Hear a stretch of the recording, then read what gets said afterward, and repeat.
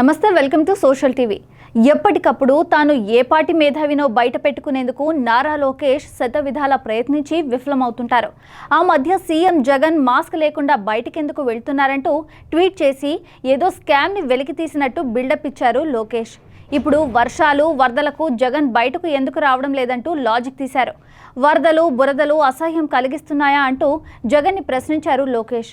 3648 కిలోమీటర్ల దూరం కేవలం కాలినడకన పాదయాత్ర చేసిన జగన్ గురించేనా లోకేష్ ఈ ప్రశ్న వేసింది? పాదయాత్రలో భాగంగా రోడ్డుపై నడిచారు, వర్షంలో తడిచారు, బురదలో అడుగేశారు, వరిచేలో దిగారు జగన్. అలాంటి జగన్ని లోకేష్ ఇలా ప్రశ్నించడం వింత విడ్డూరం రెండూను. కరోనా కష్టకాలంలో వైసీపీ నాయకులు బయటికెళ్లి సేవ చేస్తుంటే అలా ఎలా వెళ్తారంటూ తిట్టింది లోకేష్ కాదా? లాక్డౌన్ టైంలో తండ్రి కొడుకులు ఇద్దరు హైదరాబాద్లో దాక్కున్న విషయం నిజం కాదా? అప్పుడు ఏపీ ప్రజలు ఎక్కడికి పోయారనుకున్నారు?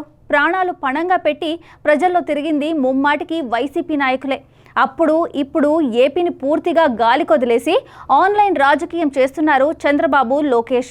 ఢిల్లీ వెళ్లడానికి తీరిక దొరికిన జగన్ వరద ప్రాంతంలో ఎందుకు తిరగడం లేదని ట్విట్టర్లో ప్రశ్నించారు లోకేష్. ఢిల్లీలో ఉన్న గల్లీలో ఉన్న జగన్ మనసులో ఎప్పుడూ ప్రజలే ఉంటారు. ప్రజా సమస్యల పరిష్కారం కోసమే ఆయన ఢిల్లీ వెళ్లారు. అవసరం అనుకుంటే ఖచ్చితంగా గల్లీలో కూడా పర్యటిస్తారు. విశాఖ గ్యాస్ దుర్ఘటన తర్వాత హుటాహుటిన అక్కడకు వెళ్లి ఆసుపత్రిలో బాధితుల్ని పరామర్శించింది జగన్ కాదా? నష్టపరిహారం ప్రకటించిన 2 రోజుల్లోనే వారి చేతిలో చెక్కులు పెట్టిన ఘనత వైసీపీదే కాదా? అమరావతి రైతుల మరణాలనే కాదు, చివరకు ప్రకృతి విపత్తుల్ని కూడా నీచ రాజకీయాలకు వాడుకోవాలని చూస్తున్నారు టీడీపీ నాయకులు.